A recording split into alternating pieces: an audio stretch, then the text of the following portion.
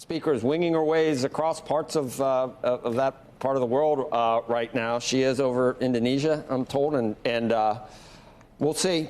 Could land sometime in the next couple of hours, but we don't know for sure. You've been to Taiwan, have you not, Senator? I have been to Taiwan. Like many legislators, I've been to Taiwan. It's a longstanding tradition in our relationship with Taiwan that while we tend not to send executive branch officials, that legislators do frequently travel there. Nancy Pelosi has been there before. Another Speaker of the House, Newt Gingrich, has been there. 6 years ago, I went there with a large group of senators, and we went on one of these so-called military aircraft, which is not a stealth bomber or a fighter. It's simply a commercial aircraft that the military owns to transport government officials around the world. China complains about it any time a legislator goes to Taiwan, but we've never had this level of tension, and it's because Joe Biden chose to make this an issue. There's no reason to escalate this last month and say the military didn't want her to travel or leak her travel plans or to put pressure on her. It is an example of how Beijing is trying to rewrite the status quo, that Beijing is the one taking provocative actions, and Joe Biden is very worried about that, so he begins to scramble publicly. If he had just treated this like every other president has treated legislative trips to Taiwan in the past, I don't think we would have seen this level of tension. What do you think is in the back? We've been trying to figure out President Xi's mindset on a lot of things. We know that what's coming up soon, it's going to be a lot of celebration about his expected third term, whatever you want to call it, as the leader of China. Do you think that this is somewhat of a diversion from some of the domestic problems in terms of the economy or the unpopular COVID lockdowns, whatever that is? Would it be smart for President Xi, or does it make sense that he wants to get some nationalist fervor stirred up before that happens, or do you think he'd like things to be calm before that event?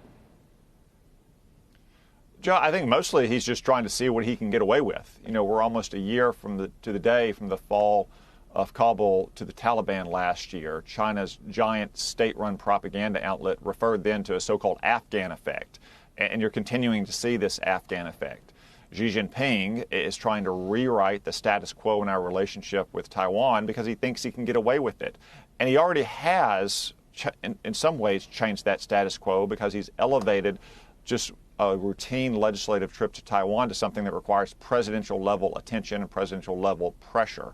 It's very important that we not allow him to do that, that once Speaker Pelosi goes to Taiwan, we make it clear that we'll continue to send legislators there. Kevin McCarthy, who will be the Speaker in January, said he may travel the next year. We need to make it clear to Xi Jinping that we will not back down from this long-standing relationship. So I think that's what he's up to. He just feels that he can get away with something like this. That's why it's so important that he doesn't. Because with dictators everywhere and always, once they get away with one provocation, they'll always be back for more. Do you think that the Biden administration at this point will harden its stance in terms of how much defense we would provide for Taiwan? You've seen President Biden in the past has said, and I don't know if he was mistaken, what he said. It was walked back, obviously, by some other members of his administration. But there are some people saying now, if it becomes clear China is not going to do it in the way that was planned, doing it in a negotiated fashion with Taiwan, but actually that they are going to do it militarily, that we should change our position, say we would at least help Taiwan defend itself, which I don't think that's part of the one China policy right now. Should it shift to that, where we make a commitment? So, Joe, as conditions and circumstances change, sometimes policies have to change. And conditions have changed in the Western Pacific to the point where we do need to change our policy and explicitly state clearly and deliberately that we will aid Taiwan if China goes for the jugular there. For decades, we've been ambiguous about that, what's known as strategic ambiguity. But for most of the last 40 years, it's not been clear that the People's Liberation Army had anywhere near the military capacity to execute an invasion of Taiwan. Now it is pretty clear, or at least arguable, that they can execute that operation. That's why we should change our position and say, we don't want war, but we will deter war by making it clear that we'll come to Taiwan's aid. Now, Joe Biden 3 times in 9 months said that, only to have his anonymous White House aides immediately walk it back.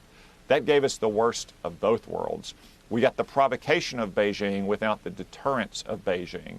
That's why it's so important that this president, in a planned, deliberate speech with prepared remarks that are released in advance, makes clear that America will not tolerate Communist China going for the jugular in Taiwan and forcibly annexing it back into mainland China. That's the best way to avoid what no one wants, which is a war with China in the Western Pacific.